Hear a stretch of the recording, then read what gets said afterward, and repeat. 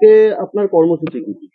আজকে আমি Raiganj মিউনিসিপ্যালিটির ex chairman, রায়গঞ্জের 1 নম্বর নাগরিক তথা এখন রায়গঞ্জ পৌরসভার প্রশাসক মাননীয় সন্দীপ বিশ্বাসের 23 নম্বর ওয়ার্ড থেকে আজকে আমরা দেওয়াল লেখন চালু করলাম। আজ থেকেই আমাদের প্রচারের ডঙ্কা বেজে গিয়েছে। এখন আজকে আমরা শহরের বিভিন্ন অঞ্চলে প্রচার চালাবো। তাছাড়া আমাদের বাহির অঞ্চলে আজকে কর্মী মিটিংও রয়েছে। হ্যাঁ, কার্যত আজ থেকে আমরা নিজেদের প্রচার সর্বশক্তি নিয়ে আমরা এগোচ্ছি। আপনার বিপরীতে মানস ঘোষকে প্রতিপক্ষ কতটা মনে করছেন?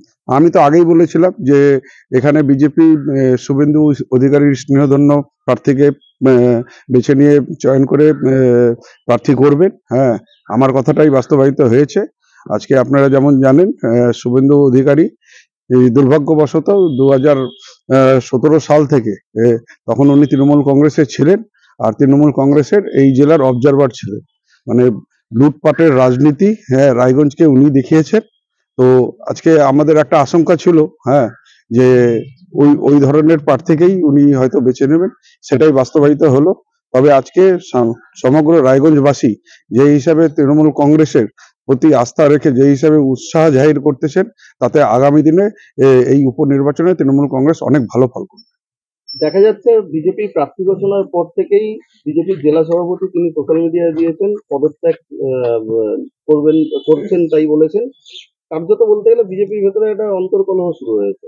দেখুন, বিজেপির সভাপতি বলুন আর বিজেপি পুরানা কর্মী অনেকে কাল থেকে আমাকে ফোন করছেন, আমার সাথে যোগাযোগে রয়েছেন। তারা মানস ঘোষকে প্রার্থী হিসাবে মেনে নিতে পারছেন না। অ্যাকচুয়ালি সব মানুষই চায় যে কোনো দল থেকে প্রতিদ্বন্দ্বিতা করলেও যাতে প্রার্থী যাতে স্বচ্ছ ভাবমূর্তি থাকে, কিন্তু তাতে মানস ঘোষের নাম ঘোষণা হওয়াতে সবাই হতাশ হয়ে পড়েছে। ওনার নামে একাধিক দুর্নীতি রয়েছে। হ্যাঁ, মানুষ সেটা মেনে নিতে পারছে না। এখন মানুষ আগামী 10ই জুলাই ইভিএম এ তাদের ক্ষোভ সেখানে তারা দেখাবে।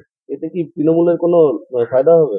না, অবশ্যই আজকে যদি মানস ঘোষের মতো প্রার্থী বিজেপি চয়ন করে তাহলে নিশ্চিত তৃণমূল কংগ্রেসের অনেক ফায়দা হবে। কেননা তৃণমূল কংগ্রেস বিশ্বাস রাখে উন্নয়নের উপর। আগামী বিগত দিনে আপনারা যে হিসাবে দেখছেন রায়গঞ্জ বিধানসভা, রায়গঞ্জ শহর জুড়ে যে হিসাবে উন্নয়ন হয়েছে, আগামী দিনে রায়গঞ্জের সাধারণ জনগণ এই উন্নয়নকে মাথায় রেখে নিজেদের মতদান প্রদান করবেন, এটাতেই আমরা আশ্বাস রাখি, বিশ্বাস রাখি।